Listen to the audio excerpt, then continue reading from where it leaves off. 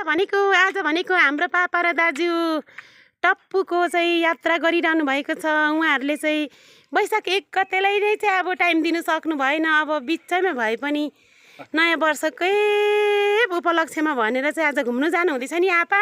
हजुर लु पानीले भरै बा साँच्चैको जङ्गल चाहिँ है। अब यतातिर हामीले रोपेको भनेको चाहिँ अब बिरुवाघारी, तर अब प्रकृतिले दिएको ठुलो ठुलो ठुलो ठुलो ठुलो बाजे चेप्चीको पालाको रुखहरू हेर्नु जानु हुँदैछ है हाम्रो पापा र दाजु नि।